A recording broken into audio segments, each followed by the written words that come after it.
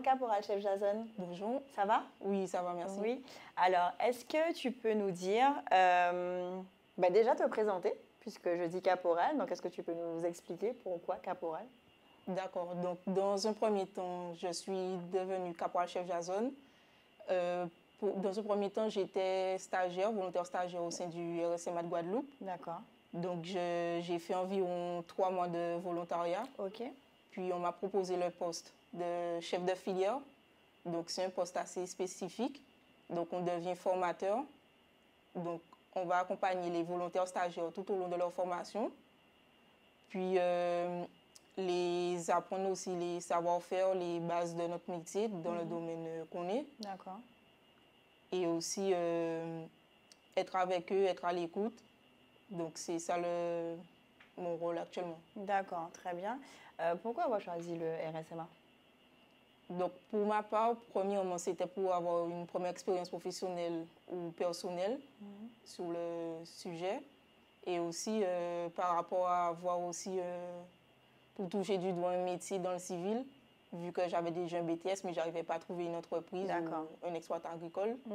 Donc, je sais que le RSMA aide pas mal de jeunes à s'insérer dans la vie active. Donc, je me suis dit pourquoi pas rentrer au RSMA. D'accord. Donc, on a parlé de domaine et là, du coup, tu parles d'exploitant agricole. Est-ce que tu peux nous expliquer de quelle filière il s'agit exactement?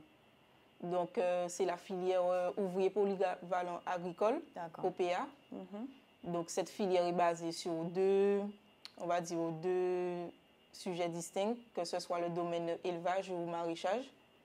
Donc, c'est deux parties assez spécifiques qu'on voit durant la formation, sachant que c'est une formation qui dure 10 mois. Ok. Donc, on va apprendre aux jeunes les bases en élevage, comment gérer des chefs tels que porcins, caprins, volailles.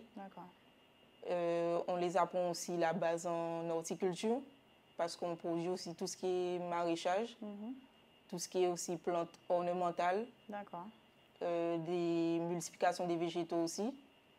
Donc aussi les arbres fruitiers, les plantations fruitières. Donc on les apprend tous ce petit panoplie. D'accord.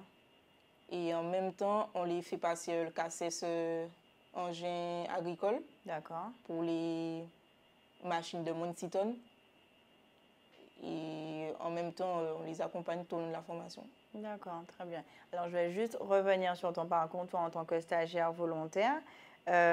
Du coup, quand tu étais en formation, est-ce que vous étiez beaucoup de femmes ou est-ce que tu étais la seule? Dans la filière où je suis, on était 2 au départ. Puis il y a une qui a réussi à s'insérer dans la vie active, donc je me suis retrouvée seule. D'accord. Mais en gros, c'est une filière qui embauche environ 30% de femmes. D'accord, ok. Et comment toi, tu t'es positionnée? Comment s'est faite ton insertion en tant que femme? Donc, ma part, c'était un peu neutre, vu que je me sens à l'aise dans le domaine des garçons, des hommes.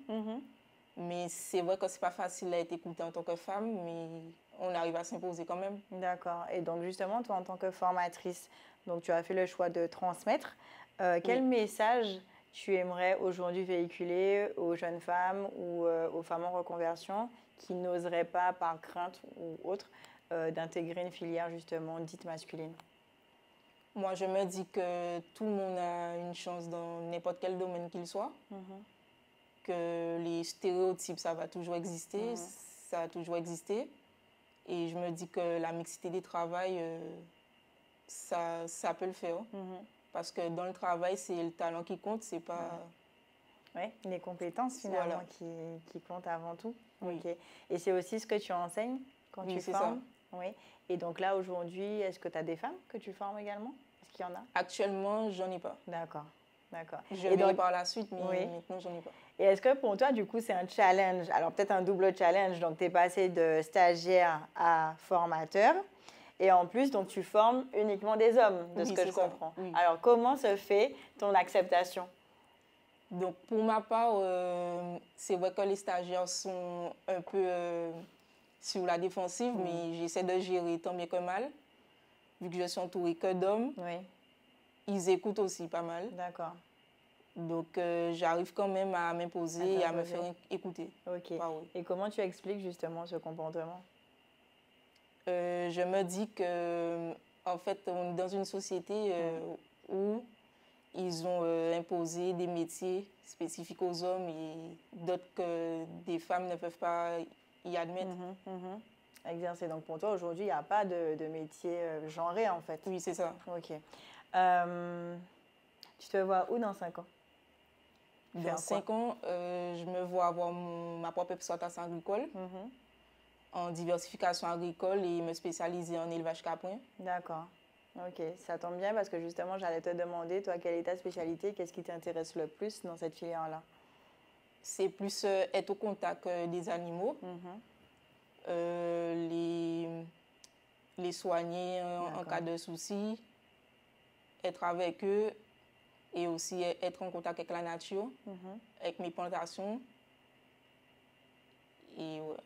Et est-ce que tu estimes que c'est un plus aujourd'hui que d'avoir une ferme pédagogique au RSMA? Oui, c'est un avantage. Donc pourquoi? Puisque je dirais que la ferme pédagogique, c'est un symbole assez puissant du RSMA. D'accord. Puisque c'est possible de faire visiter à n'importe quelle personne l'exploitation. Ok. Et on a pas mal d'animaux à faire voir et pas mal aussi de plantations. D'accord. Ok. Intéressant. Ben, je te remercie et une bonne continuation. Merci beaucoup. En espérant effectivement que ton message, que tes formations soient porteuses et que de nouvelles femmes puissent rejoindre cette filière-là. Belle réussite à toi dans tes projets et à bientôt.